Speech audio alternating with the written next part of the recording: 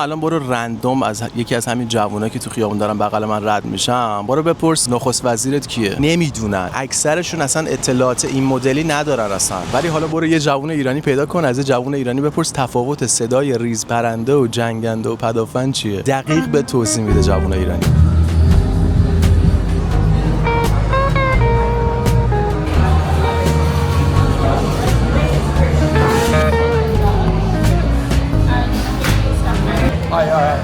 Can I get a cookies and cream markup, please? One of them? Yeah, just one. Yeah, small size or large? Small, please. Small? Yeah. Dairy or oat milk? Oats, please. Yeah. Yeah. Can I grab your name? Nice. Ash. 440, please. Yeah. Thank you. Cheers. Just ready up Yeah, sure. Thank you.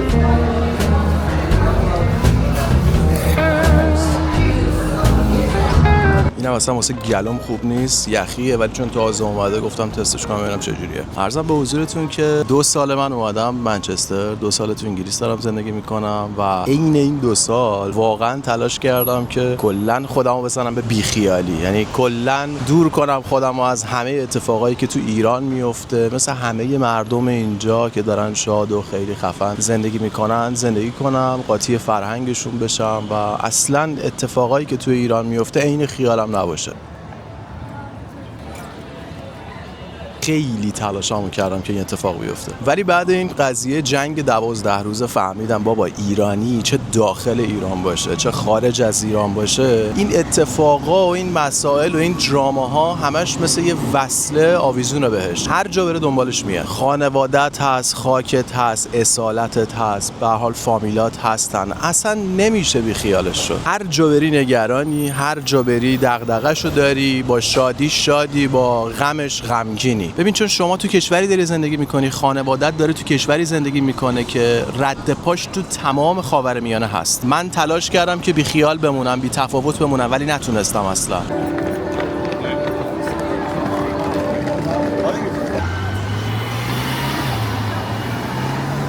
در مقام یک ایرانی و به طور کلی یک شهروند خاورمیانه‌ای یه جور اجبار نانوشته وجود داره که باعث میشه آدم نتونه بی تفاوت بمونه، نتونه بی خیال بمونه. شما الان برو رندوم از یکی از همین جوونا که تو خیابون دارن بغل من رد میشم، برو بپرس نخست وزیرت کیه. برو از یکی از همین جوونا بپرس تو انتخابات آمریکا تفاوت رأی الکترال مردمی چیه. از همینا برو بپرس ببین رئیس فدرال رزرو کیه. نمیدونن، اکثرشون اصلا اطلاعات این مدلی ندارن اصلا. چرا؟ چون طرف تا وارد زندگی شده، تا به خودش اومده، کارشو داشته، مشغول کارش بوده، پولشو سیو کرده، مثل یک انسان عادی داشته زندگیشو میکرده. ولی حالا برو یه جوون ایرانی پیدا کن، از یه جوون ایرانی بپرس تفاوت صدای ریز پرنده و جنگنده و پدافند چیه. دقیق به توضیح میده جوون ایرانی. برو بپرس کدوم ایالت‌های آمریکا برای انتخابات مهمترن، کامل بهت ریز به ریز توضیح میده. یا بپرس معنی تورم انتظاری چیه، کامل دقیق، مولا درز توضیحاتش نمیره.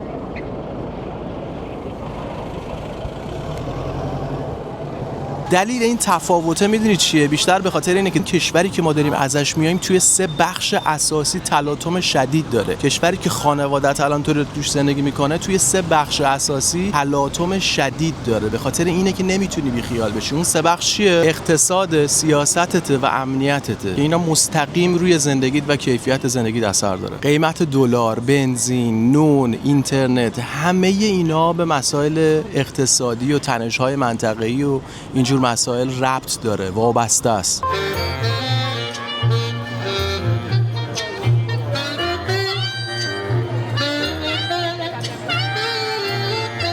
و ببین شما نمیتونی بگی من سیاسی نیستم یا من اقتصادی نیستم یا من به این چیزا علاقه ای ندارم. من کارم همین بود، کلا تو این فضا بودم، 2 سال فاصله گرفتم، بعد یهو با عواقبش بیدار شدم. چرا من تو این 2 سال سرمو کرده بودم تو برف، مردمم گیر کردن. نمیتونی بگی من نیستم تو اینجور مسائل، علاقه ای ندارم، به خاطر اینکه اینجور مسائل هر روز میان دم خونت در میزنن. اوکی، به یه نحوی درگیرت میکنن. حالا تو هی فرار کن، یه جا یقتو میگیره.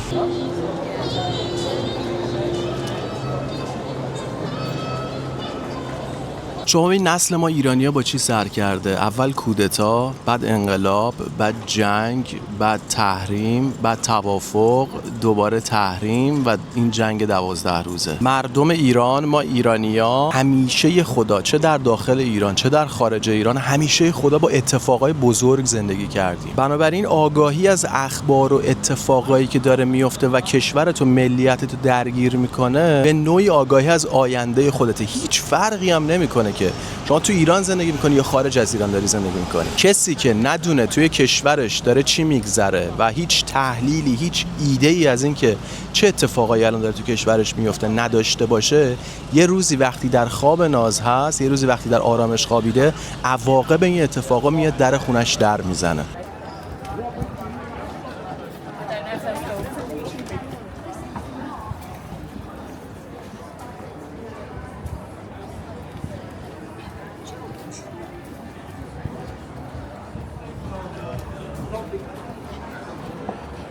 به همین دلیل من تصمیم گرفتم بعد از 2 سال دوری از فضای مالی و اقتصادی و اقتصاد سیاسی مجددا برگردم به این فضا و با استفاده از منابع موثق، مقالات معتبر، کاملا بی‌طرفانه و با یک دیدگاه کاملا منطقی در مورد هر اتفاقی که کشورم و من ایرانی، ملیت منو تحت تاثیر قرار میده صحبت بکنم، به زبون نسل خودم باهاتون صحبت بکنم. اگه شما با من هم عقیده اید که واقعا ما به عنوان ایرانی نمیتونیم خودمون رو بزنیم به بیخیالی، میتونید همین الان افتخار بدید و سابسکرایب بکنید و هر هفته با هم دیگه بیایم در مورد موضوعات روز دنیا که کشورمون رو تحت تاثیر قرار میده با یک دیدگاه کاملا منطقی و بی‌طرفانه صحبت بکنیم.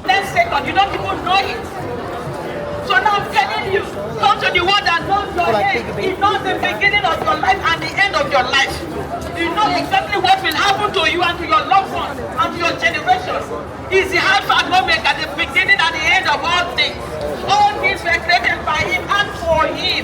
You were created to give God the glory, not to live for yourself, not to live a sinful life, not to live a life of immorality without God. دمتون گرم که این ویدیو رو تماشا کردید. امیدوارم که دوست داشته باشید.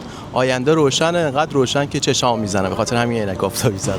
یه چیزی میگم بهم نخندید. این کافه بلانک استریت رو گرفتم اومدم تو نیرو نشستم چون ویوش خیلی بهتره.